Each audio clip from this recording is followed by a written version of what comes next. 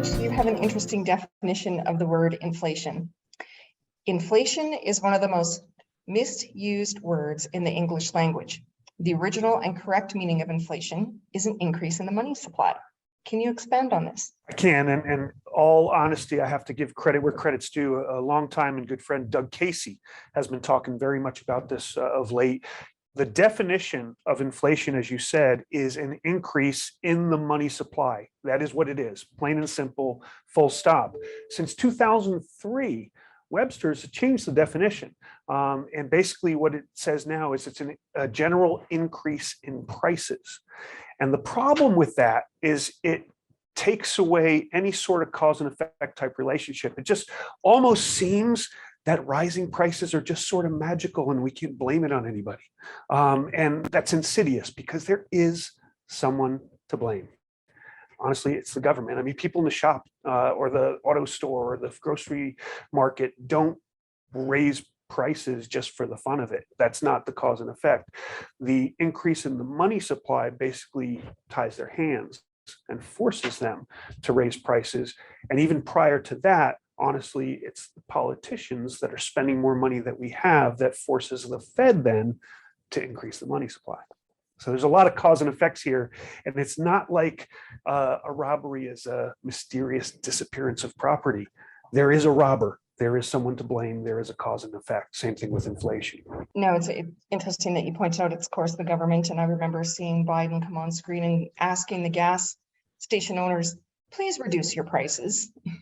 Yeah, well, before that, it was Putin. You know, he was the reason that we had inflation, even though inflation started a year and a half prior to Putin's war in Ukraine. So, you know, they're looking for somebody to blame. It is an election year. Let's face it.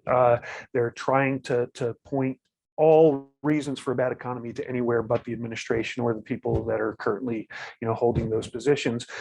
Every party does it. That's what's happening again this year.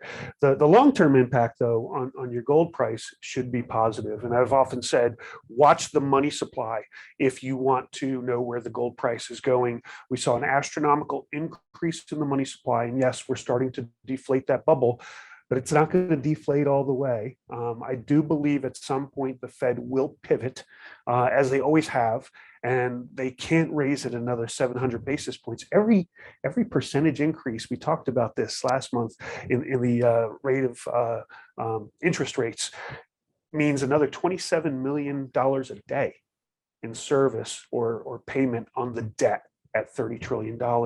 They just can't keep raising it to where they need to raise it, which is up above 9.1% to tackle inflation if it goes no further.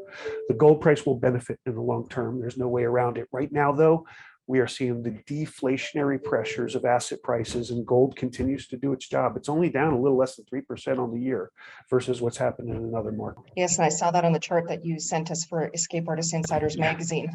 Yes. Gold was the best performing asset on that chart. Yeah, again, misleading. It wasn't positive, but it was well more or a lot less negative, let's say, than the other asset classes. So now, Rich, we're going to be covering this topic more. Escape Artist is putting on a webinar hosting yourself and Kirk Chisholm and Mike Cobb on August 16th at 8:30 p.m. Eastern. Very much looking forward to that. We're going to dig a lot deeper into this than we can in about 3 to 5 minutes, but it should be a lot of fun. I respect both those gentlemen immensely. It'll be a great discussion, I'm sure. Thanks again for your time today, Rich. Wonderful. Thanks for having me.